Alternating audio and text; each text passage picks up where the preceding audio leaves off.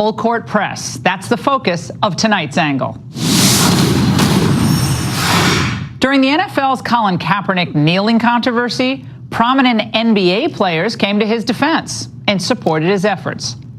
The NBA also supported the Golden State Warriors in 2018 when the league champs announced they wouldn't make that ceremonial trip to the White House as long as Trump was in office.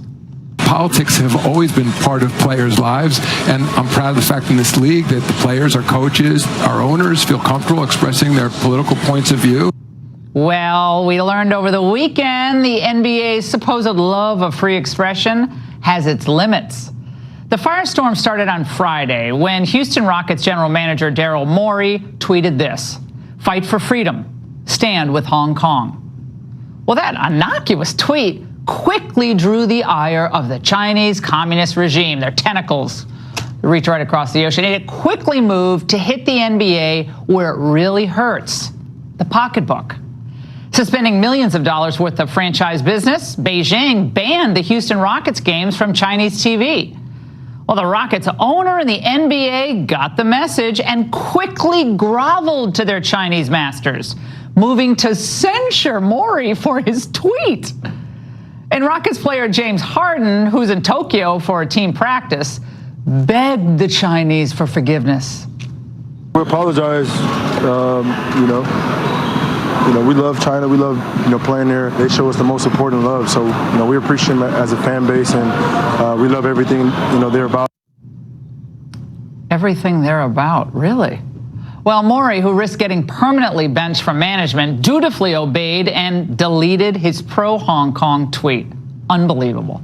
He even issued an apology, saying, "I did not intend my tweet to cause any offense to Rockets fans and friends of mine in China. I would hope that those who are upset will know that offending or misunderstanding them was not my intention." But the most despicable reaction came from the NBA itself. The league put out 2 apologies, count them, one in English calling Morey's tweet, quote, regrettable, and then another shameless statement in Chinese reading, "They were extremely disappointed in the inappropriate remarks made by Houston Rockets general manager Daryl Morey. Standing with the persecuted people of Hong Kong is inappropriate? They should wear any criticism of the Chinese regime as a badge of honor, but no can do."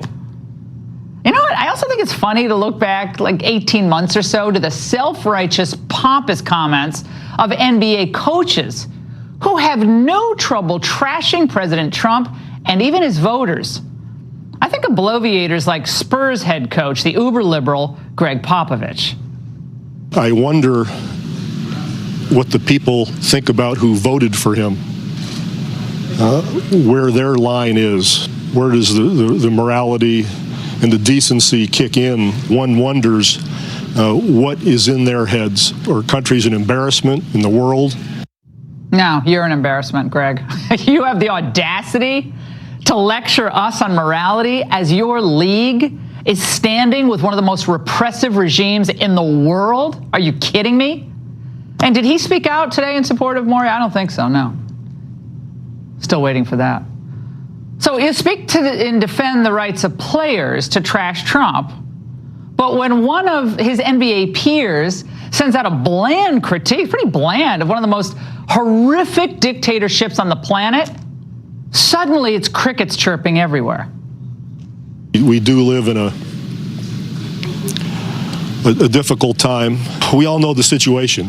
We all know why. We all know where the source is, where a lot of the division comes from, because it's so obvious now. It's boring. The bar has been lowered so far. Yeah, very prophetic. Bar sure has been lowered.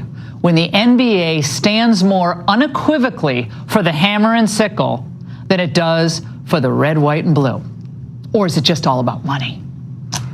And remember, this is the same league that moved the 2017 NBA All-Star Game out of Charlotte, North Carolina, over a state law that prevented transgender people from using whatever bathrooms they wanted. Apparently that was too much for the NBA. But China, stifling free speech, brutalizing political dissidents, Christians, Muslims there, re-education camps, apparently that's all fine. We love what they're all about.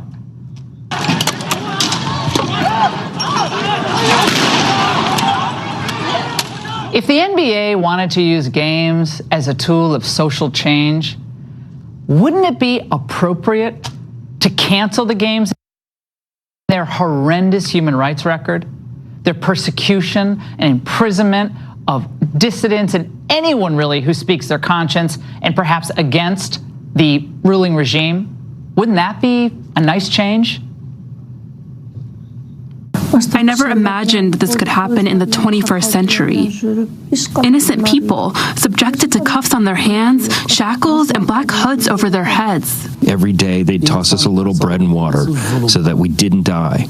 And every day they would interrogate 15 or 20 of us with unbearable brutality. But as long as the NBA gets its franchise fees, okay by them. This is a barbaric regime. This is a dictatorship that controls how many children couples can have, forces sterilization and abortion on women. Aren't those endangered lives worthy of a protest, or just saying, you know, money's good, but we can't do it anymore? Or do we only cancel games over bathroom signage controversies?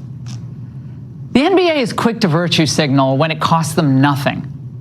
But the moment their Chinese overlords balk, they cower in the corner, shut down any criticism. Make no mistake, China's treatment of the Rockets is a warning shot to every professional sports team and any American business doing business in China.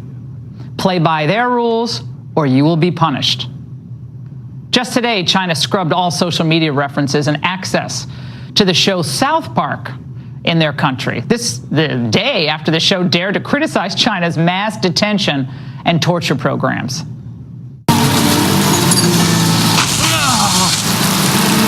I am a proud member of the Communist Party. The party is more important than the individual. Well, in reaction to the ban, South Park creators Trey Parker and Matt Stone issued this mock apology. Like the NBA, we welcome the Chinese censors into our homes and into our hearts. We too love money more than freedom and democracy. She doesn't look just like Winnie the Pooh at all. Long live the great Communist Party of China. May this autumn sorghum harvest be bountiful. We good now, China? Well, that's the correct response. I stand by what I've said before. We should gradually but seriously disentangle American interests from Chinese interests until they completely reform their ways. American brands, American companies are engaged in a demonic bargain in China. Remember in the 80s? That was back when I was in college, when campus activists pushed the entire entertainment industry to boycott South Africa because of apartheid, that evil regime. It was divestment now. Banners hung out of dorm windows all over campus. There wasn't a lot of money, though, to be made in South Africa, not really. And the value of billions in China is more important, though, than the precious value of free expression that the NBA claimed it cherished. Next time the NBA tries to virtue signal civil rights, we're going to ask them why, when they had the chance to stand for universal values of free speech, free exercise of religion, free assembly, they decided to cave to the communists. And that's the angle.